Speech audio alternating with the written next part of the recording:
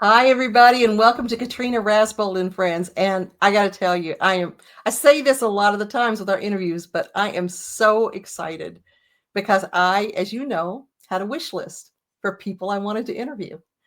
And this person was on my wish list and said yes. And so that makes me very happy. And I always have amazing conversations every time I engage this person. I learned so much from this person. And when we talk about one of the questions of being who influenced your life in a positive way, this is one of my people and caused one of the most profound spiritual experiences I've ever had. And I'm so grateful to have him here. And I'd like for you to meet my friend, Tomás Prower. So thank you for being here, Tomás. Oh no, it's exciting. It's exciting to be here. Yeah, it's you're a good person, so I knew that this interview, this podcast, this talk was going to be real good, and we know each other, so it'll be real easy and real nice. But I'm Tomás Prower. I'm an author of a number of books, mostly involving a lot of international, intercultural looks and deep dives into the ways people around the world and around throughout time have really interacted with each other, with the divine, the beliefs, and how they all kind of intermingle together with magic, self, reality, and illusion. So when we first met, you had just done the book on La Santísima Muerte, and I butcher that as a white girl, but you did it, and it was instrumental for me. But now you have morbid magic. Now you have queer magic. Now you have warrior magic. Am I missing any? No. That's all the major ones that I've contributed as a solo author. But La Santa Muerte is definitely the intro one that got me into everything. And into everything, I mean, like, the author said, one of the The people who Cool write. Kids Club. Yeah, the Cool Kids Club, yes, one of those. And to this day, when the royalties come in, Santa Muerte out, it is now 10 years old, and that one still outsells month over month anything I've done since. So that one, it's I don't know if it'll surpass it. I don't know what it would hit the zeitgeist at the right time, the right way, and it's helping a lot of people. It's the one I get fan mail from a lot of, especially a lot of folks in prisons. So it's really helping a lot of people. So it's great that it's out there. It's a wonderful book, and it's sold like mad in my store. It was one I constantly had to, I mean, all of your books sold very, very well, but that was one I constantly had to keep replacing. And I love the story about how that book came to be because that was not the book you wrote, was it? No. Because I've always wanted to be a writer and author since I was very young. I think the very first like thing I remember writing was Power Ranger fan fiction because Woo! I know I was like a little kid, and this we didn't have DVRs back then. Power Rangers, the 30-minute episode ended, and I'd be upset, and I'd be like, Mom, I want another episode, and she'd just be like, well, just write one, write your own episode, and thus my saga began. But I always wanted to be a writer. And so I was writing fiction books. I was just pitching things to everyone, every agent, everyone who didn't need an agent, just take you right on. I didn't know how to do it. And I was still in college. And I remember that I thought, very, very marketing way, I'll put a hook in there. I'll do something that'll just get the people's attention for that. So I rewrote the intro of the story and major parts of it to be Santa Muerte involved. And I pitched, God knows why I pitched it to Llewellyn. I didn't know who Llewellyn was, or it was just another list of like boom, boom, boom, me sending things off. And so I sent it, and I got the most interesting letter back, which said, "Hey, we don't want to publish your book." Very nicely, we don't want to publish it. We don't really do that. But this Santa Muerte character that you put in there, can you do a nonfiction book on it? And I was like, absolutely, yes, I can.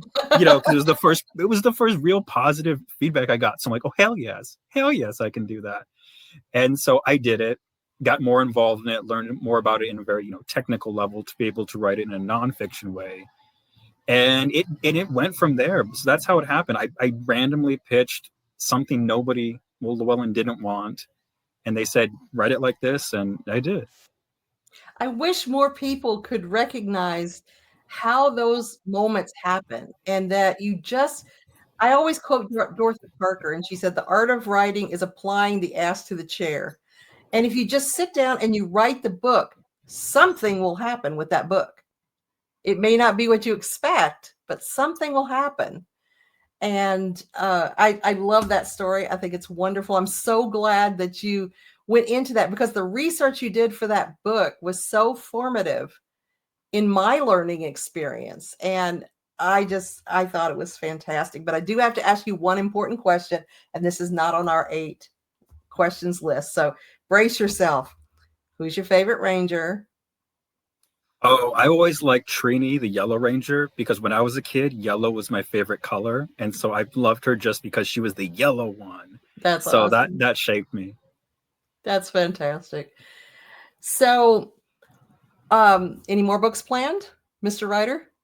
There's always something in the works. There's always something planned. I've been contributing. I haven't done a solo work, but I've contributed to anthologies, the calendars, the almanacs, the Libra Witch as one of the as a Libra. I was in Virgo Witch. Ah, it's okay. So yes, yes, yes. So that Evo. you would be a Virgo. I can see it. I can I see it know. completely. It's not well hidden. So there's always something worse, but I personally never like to talk about it because the way I internally work, it's very much a pressure cooker. If I talk about what I'm Sure. doing, I'm excited, like I lose that steam. I need to just sit down and write the book. That is the only outlet I can get it out with. So it Well, forces please me to keep like your sit down steam. and work. Keep your Yeah. steam. And we look forward to it very much so. And I had a weird experience with my most recent book.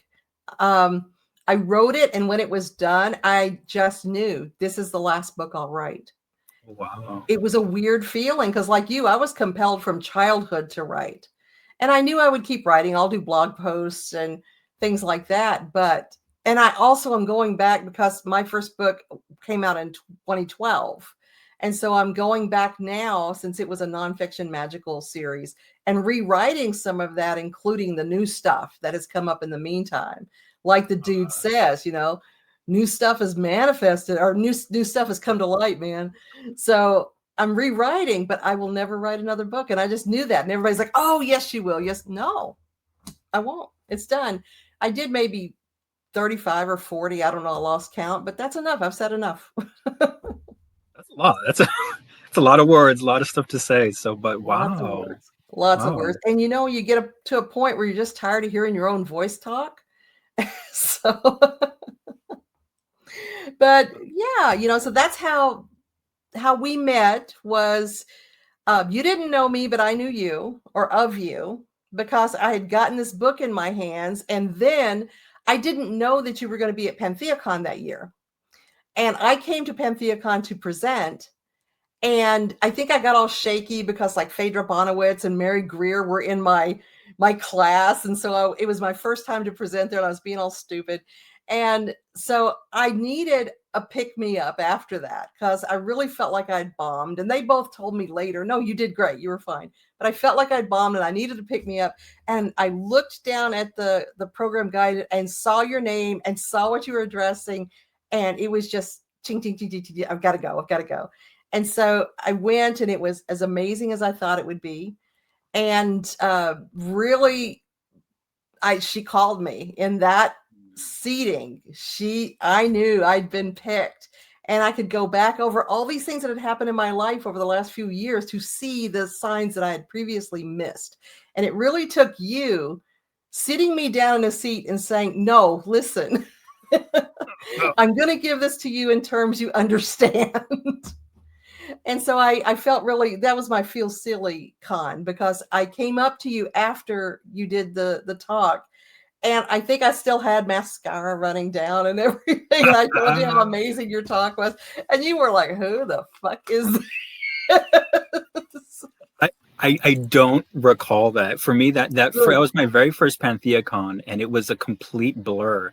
It was both an extremely ego boosting moment, but it was also a very humbling moment because I pitched to Llewellyn like not knowing who they were, so I wasn't really familiar with anyone. I didn't know like names.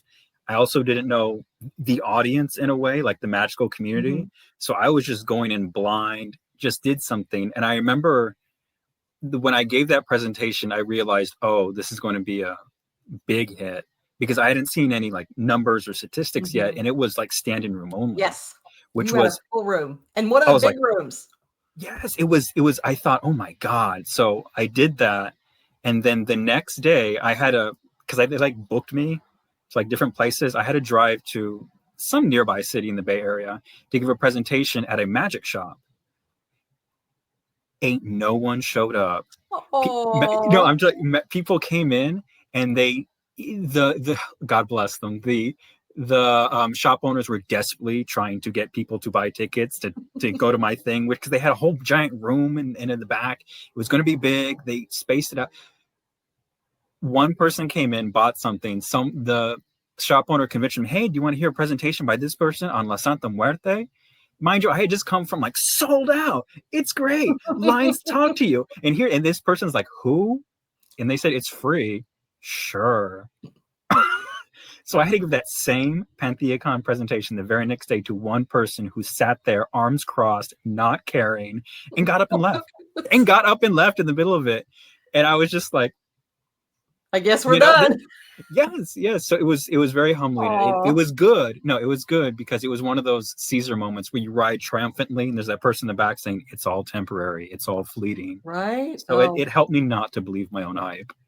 but it wasn't temporary because that book is still selling. That's Santa Muerte. She's doing that. She's out there getting that She's book on sold. it. It's resonating to people in just a complete way that I can't pinpoint it. And I think that would lose some of the magic if I try. But it was just the right book at the right time, written in the right way. That's Mhm. helping a lot of people.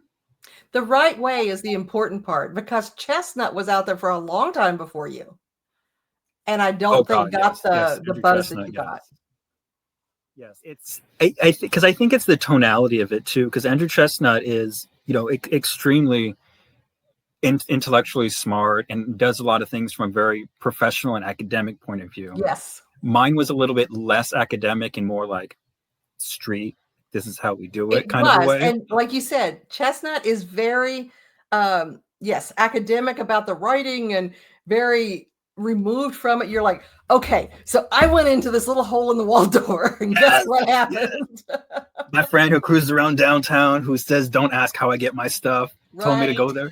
It was, yeah, and it's true because I've worked in marketing for many years, and the big thing that the credo of it is you can't make people think, but you can make people feel. No one likes to be taught to, no one likes to be educated, but if you can resonate with people, they'll naturally learn. That's so true. And your approach, even in that, it was so great because I read the book and I thought, man, and I kept trying to talk myself out of it. If this guy isn't as cool in person as he Well, was in the book, I'm going to be so disappointed. This is just going to be a shit vehicle because I was in the boardroom that would fit maybe 20 people teaching. And if this is bad, I don't know what I'm going to do. And first thing out, I'm like, this dude has a PowerPoint. And that was so great because I hadn't thought of that. And it was just wonderful. I just loved it. And the whole approach in the book and in your presentation, you did not say these words, but it was like, okay, so first we ate a whole shitload of mushrooms. Then we went into this little place. It was just this approachable, fun almost exploration. And I love that you took it out of the idea of this is so scary, do not trespass here, you don't belong here, and you're just like, dude, she accepts everybody because you're all gonna die. it's true, and especially because death is such a heavy topic that it needs levity in order to make it bearable, just to get through it, to relate with it, or even want to interact with it in some way. There has to be some joy in it. Well, and speaking of death, your other presentations have also always stuck with me. And your presentation on pagan death planning, I quote that all the time. I just did the witchy FAQ of death and magic for Spectral Evidence Con. And that was when I went off on my thing about whether or not they could have a Viking funeral and my thing about human composting. And I'm just parroting you, but I did credit you. Like, my friend Tomas says this, my friend Tomas says that. And he touches dead people all the time.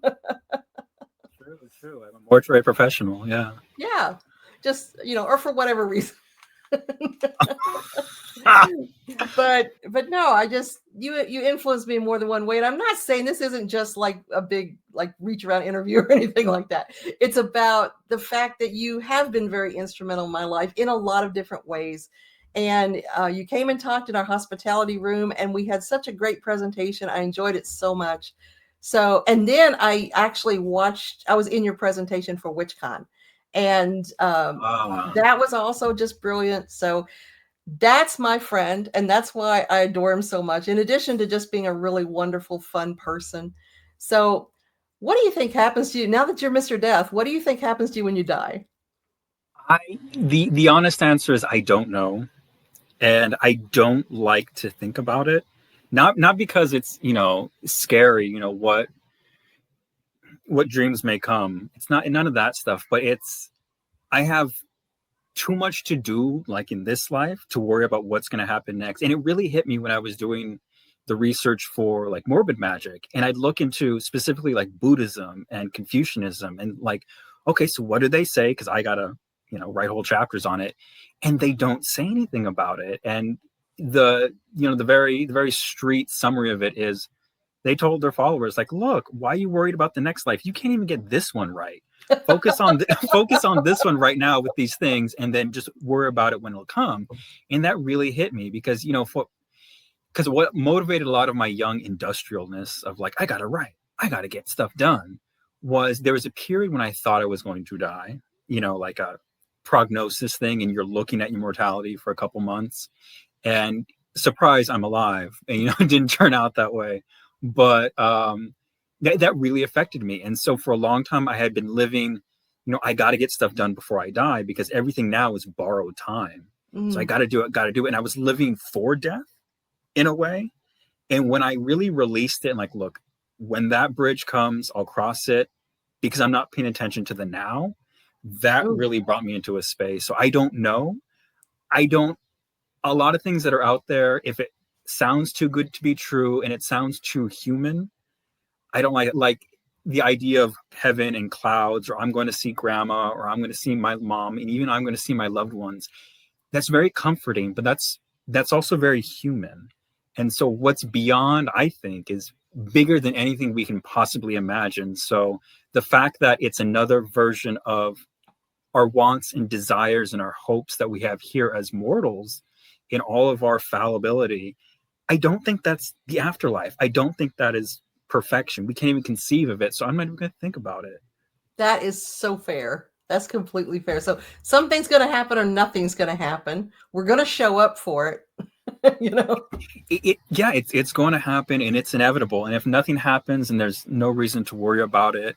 And if something, great happens, there's no reason to worry about it. So just enjoy now, because it's all that we've got. I love that. And so whatever happens, just make sure you enjoyed being here. I think that's the main thing, and that you got done everything you intended to do. It's true, because even working in the mortuary, you get all sorts of people. It's not just old people. It's young people too, and people who didn't think they'd see me when they woke up that day.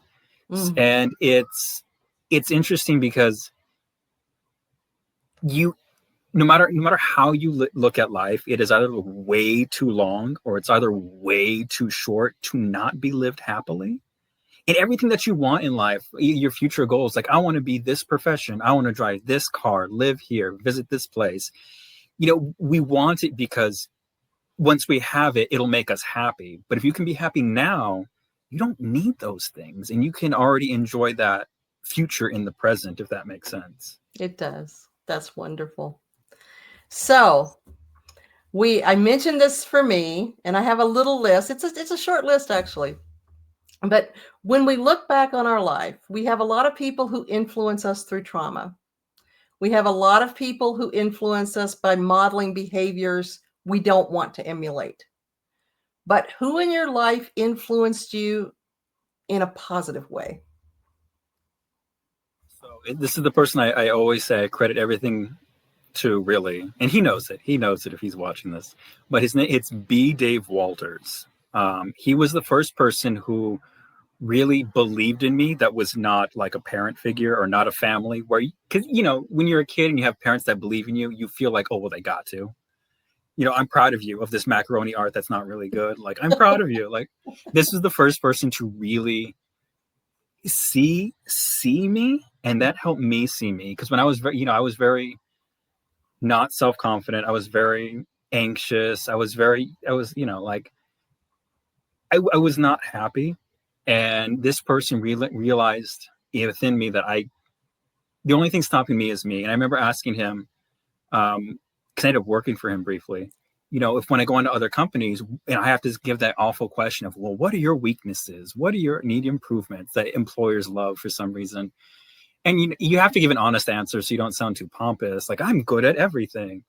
I say, what do I say? What do I say? You know me. And he said very, very immediately, very quickly, he said, look, Tomas, your biggest weakness is the belief that you have weaknesses. And meant it. Ooh. And I can't say that to an employer because they wouldn't get that. But I thought, that's so true. And so that's the kind of guy that really put me on the spiritual path, the magic path, and really curated things, because there's so much stuff out there, a lot of it good, a lot of it bad. And this person was the one who said, do this. This is probably the book. Check into this author, email this person, see what you get. So B. Dave Walters. And he has, if you're familiar with like the Dungeons and Dragons TTRPG community, he's a big influence in it. I think he was Baron Victor Temple in the long range series Vampire the Masquerade, LA by Night. He runs, professional D&D, how to become a dungeon master. Check him out online. I B. Dave will. Walters. He taught me everything. He's amazing. He's magical, and he is super down to earth and super cool. That's So awesome. very easy to talk to. My oldest son ran vampire campaigns for a really long time Oh and yeah. just loves it. And it's such a blessing when we can find a mentor in our lives. That's just something to treasure. I'll say how I met him, because it's embarrassingly wonderful. I Yeah, it was back, I want to say 2009, and I was in the MySpace group or chat room for The Secret, Ooh, and it was one of those blogs where you write about all the manifestations that happen, and it pumps everyone up about how everyone's doing good.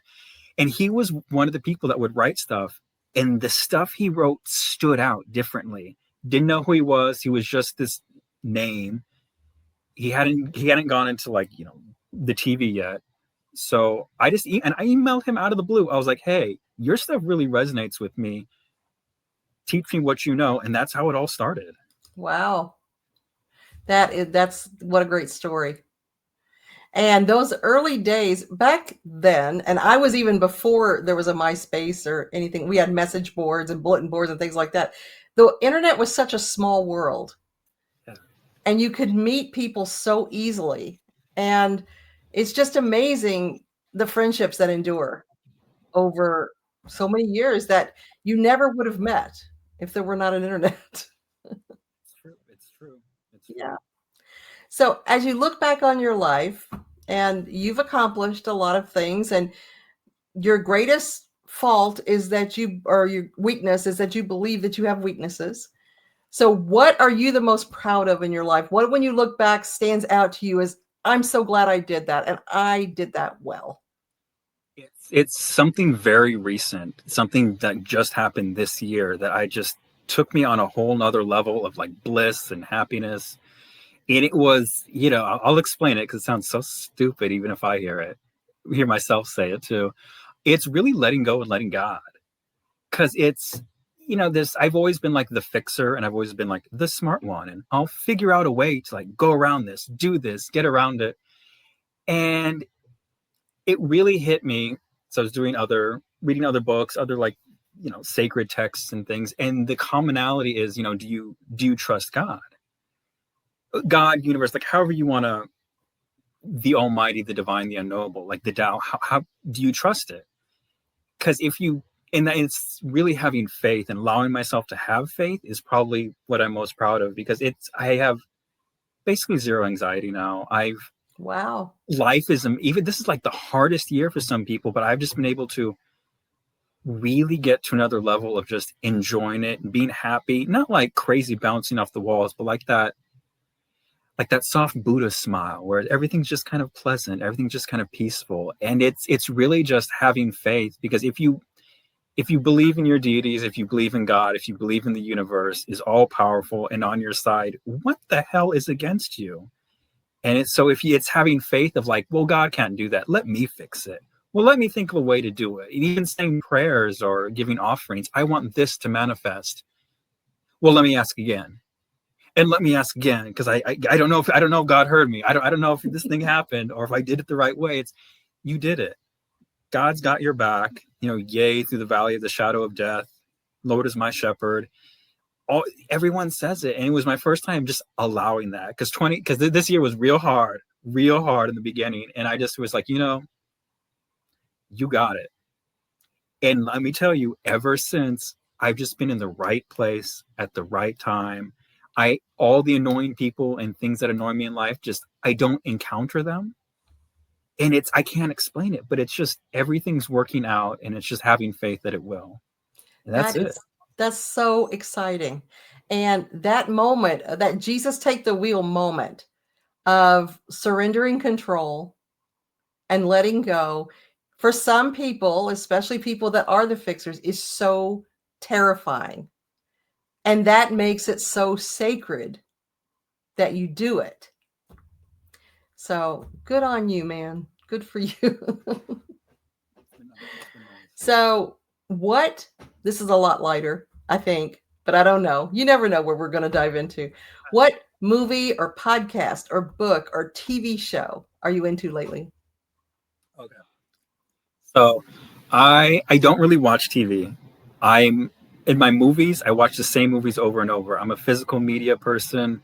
I have my DVDs and Blu-rays, and it's all the stuff you see on like TCM. So it's like the old black and white movies, the 1960s stuff. So I just watch that on repeat. I watch it with the commentaries. I watch it in the different language tracks. I love that on repeat. But the new thing that I like, and the books, because I still have a bit of that. I am mortal and I need to get squeeze the best out of life. So I'm trying to read all like the big things that people, say I should read someday, like War and Peace. Let me read this Tennessee William plays, or the epic Tolstoys that really shaped the world. So that's what I'm reading. But I've really gotten into male romance novels lately. Awesome. And let me tell you, ain't no one can write. This is a plug for her. I don't know how to pronounce her last name correctly. Serena Bowen or Serena Bowen. She just writes these male romance novels, and I am just in it. Like it's not pure sex. It's not pure, will they, won't they? It's that wonderful mix of both, and she does it so well. Where I'm like pre-ordering her books. I am following her on Instagram. It's just, I didn't think I could like those books. I thought, I did it just to do something different. But my God, Good for Serena you. Bowen's books are just like, I'm in them right now. My daughter, she's about to turn 33. She writes male on male romance. And she no doubt knows who this person is, because that's one of her favorite genres. She identifies as bi, but she's very gender fluid, and she just loves it. That is her favorite expression of romantic love, and not just in a sexuality format, but just in the dynamics of how men engage each other. That just amazes her. It's a different world for sure, but I would say Serena Bowen gets it. She Got it. gets it. I'll let her know, just in case she doesn't know. Because if you know, you know. Do you have anything you're doing right now, or that's going on, or that any of your friends are doing that you would like to promote? Oh Lord. I'm always doing something, but I don't like to promote. I never publicize what I do until it's done, and then it's Sure. like, boom, look what happened. But I would probably say check out B. Dave Walters stuff, because if what he really set me on the path. So it's one of those things where the people you like, who do they like, or who are their mentors? If you like what I do, if you like my personality, check out B. Dave Walters. I would say the best, a fun way to start, especially if you're into the macabre, is watch the LA by Night series on YouTube, or just really just find him on all social media platforms and send a message. He'll probably reply as long as you're respectful and nice. Then it's cool. That's great. So, viewers, if you're excited about that, we will have the links in the description so that you can easily find that without having to Google a whole lot. And we like to make it as easy as possible for you to remember. Remember the calling card of this interview series. There are cool people out there and they want to hear from you. They want to know that you're cool too. So it has become, before we move on to our next question, it's almost like in the old days when pot was illegal and you had to use the right terminology, the buzzwords, to find out if somebody was cool or not. And it's the same way now, where you have to kind of feel your way to find the safe people and to find the people who want good, healthy connection and aren't there to promote a platform and aren't there to use you for some end that they're trying to achieve, but who just want to connect and talk. And so it's really important that we get those links out there, and so that you can find all the cool people who are out there, because let me tell you, I don't have them all. I didn't hoard them all. I'm hoarding a cross section. So they're out there. So now I know that we're not looking at a deadline as far as death. I know that you are very proactive about doing the things that you want to do. Is there anything on your bucket list that you would like to do? I would say, like, if you asked me this last year, I probably would have said travel here, go to these places, see these things. But it's, I don't know, we can go on this tangent, but again, just the letting go, letting God, it changed me this Wow, that's year. great. And one of the biggest things is, listening to like George Harrison's song post Beatles, I've gotten to that Upanishad point where wherever I am, you're kind of everywhere else too. If you can't find it here, you won't find it there. And whatever you find there, you can find it here if you look hard enough. And it's how do I, so the way I think about it is, okay, so there's all this space around us, right? There's like this air, you can't see it, but it pervades everything. And we're in our experiences, like here, we're in this glass mason jar. Oh, what's inside the jar? That space. And so if I think that I am this jar, then I am separate and I need to go to this space. I need to go here. I need to do these things. And I'm forgetting that I am that space. And I'm in this mason jar where I can like bump into things and experience things and tactile. But I've gotten to a place where I try to remind myself always that I am that space. And everything is one is all, which we've heard everyone say like all the time. And it's super cliched because it's true. It's the first time I've like sat down, really processed it. And now I letting go and letting God, I've just, whatever comes, surprise me because I know it's going to be good or it's going to be for my highest good. And it's nice to be surprised because, again, when you're like the planner, it's like I have this. And so it's fun. There's a certain joy in achieving things and reaching goals, but you're never surprised. So I've just allowed myself to stop being so clever and start being like live in wonderment of everything. So I don't have any plans. I know it's going to be good. And I'm just trying to take the next step of what's going to be enjoyable or fun. When we have trauma, especially formative trauma or trauma in our our early adulthood, late teens, that sort of time, we get into that cycle of feeling like we need to predict the next bad thing that's going to happen, and we need to circumnavigate that. And that the release that comes in letting that go and feeling that weight come off your shoulders and not being responsible for what happened next, not being responsible for making sure that you're going the right direction. Just enjoy the walk, enjoy the trip, and just believe that if something happens, it's happening for you, not to you. That it's part of that experience. And it's such a difference.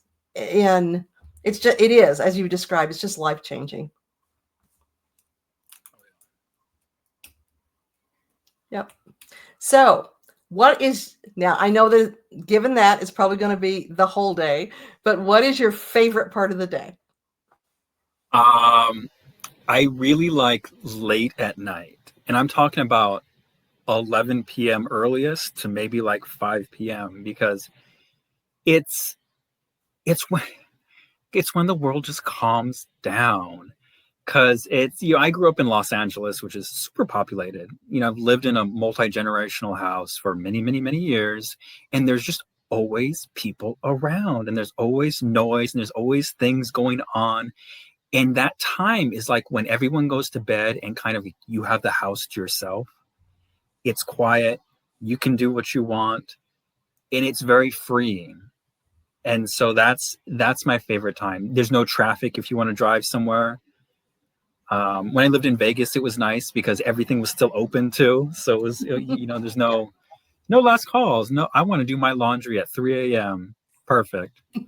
Um, so I really like it late at night. And it's with a strange thing is that when left to my own devices, like, times of unemployment or super long vacation, I naturally go to this nocturnal cycle wherein I wake up naturally at 6 or 7 p.m. and then I go to bed at like 9 a.m. and it's a natural circadian rhythm. And even if I'm, during my work days, it's hard to go to bed early. I think because that's my time, that's my magic time. And also like like the 5-year-old kid inside of me is like, no, you can stay up longer. You can do what you want now. You don't have to go to bed. That child would be so angry at me. But it's that real time late at night that I really, really like. Well, and there's a reason why parents often want their kids back in the house by 10 or 11 because things are just different at night. And all possibilities are there at night. For sure, for sure. I've lived in, various deserts, Vegas, Reno, Palm Springs. So I love the desert. And sometimes too, it's just too hot. It's 120 degrees. So if I want to go on my walk, I'll do it at like midnight. There's no cars that's going to hit me on the road. I can go anywhere. It's quiet. So I really like the night. For that reason, a lot of times if I'm doing a cleansing on a person, I won't do it during the day. I'll wait till nighttime because they're either going to be sleeping or just a little bit more relaxed. They're not really paying attention to me.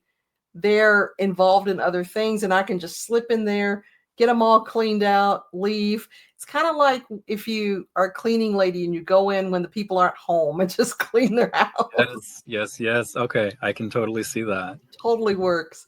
And especially if during the day I'm having trouble accessing somebody, because there's, of course, a natural resistance to somebody coming into your energy, even if they ordered the cleansing and told me to do it, there's still that kickback. At night, nothing. It's like jumping into warm water.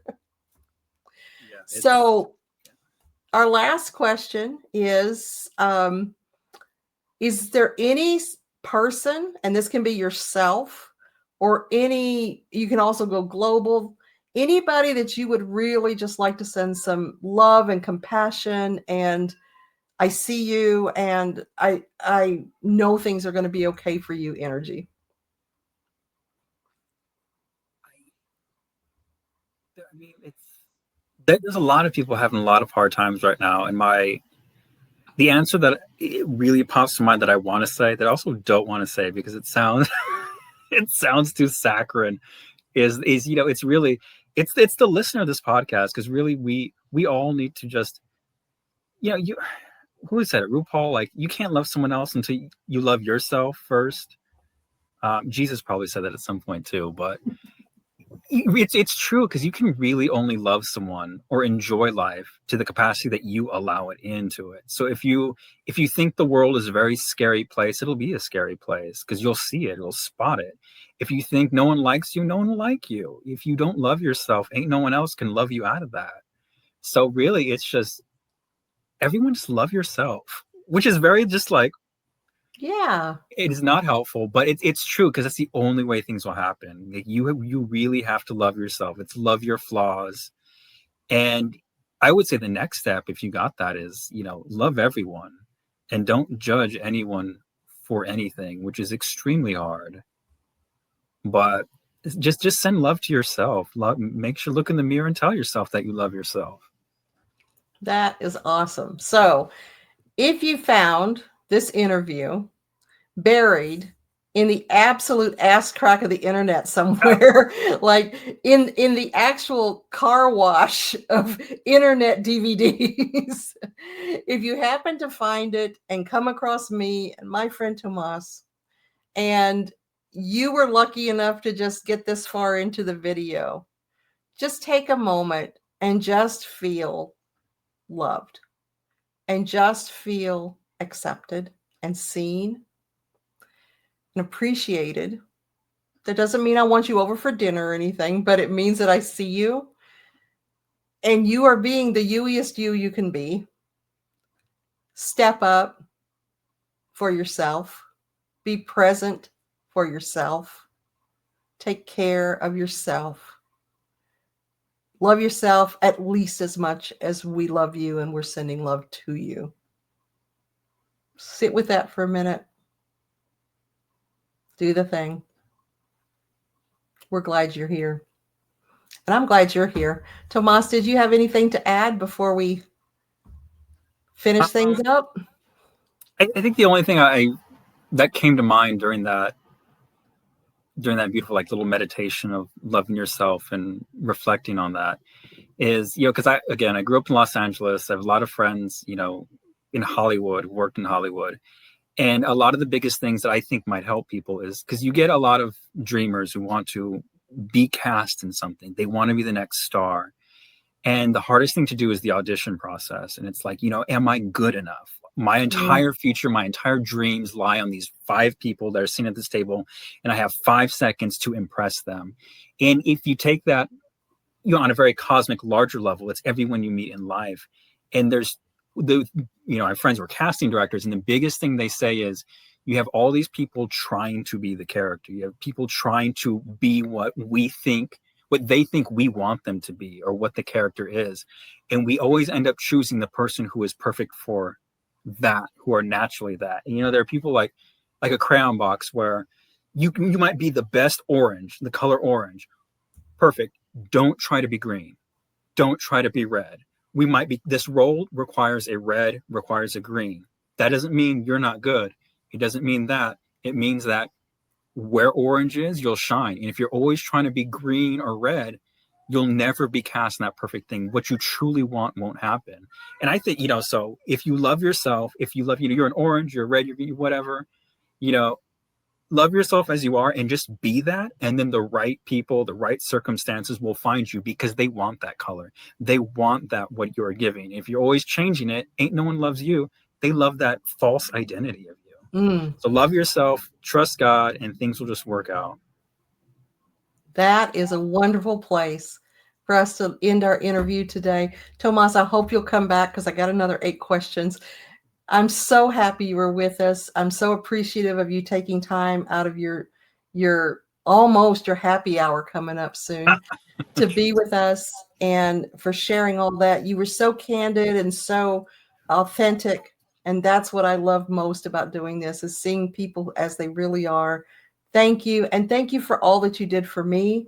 Here I am, a whole generation above you. And you just have to find the inspiration wherever you can. You've got to follow the instincts that lead you to certain places. And I'm so grateful that whatever powers that be led me to you, to that, to the book and to that presentation that day. I'm grateful to you, to being open, to being friends with an old lady that cries when she meets you and goes all fangirl. Thank you for everything that you brought into my life. I just appreciate you so much. So thank you. Thank you. And we're going to say, it's really sweet. We're going to say goodbye now. And thanks to you folks for tuning in to watch us talk back and forth and have this wonderful conversation. So everybody take care. We see you. We love you. Bye-bye.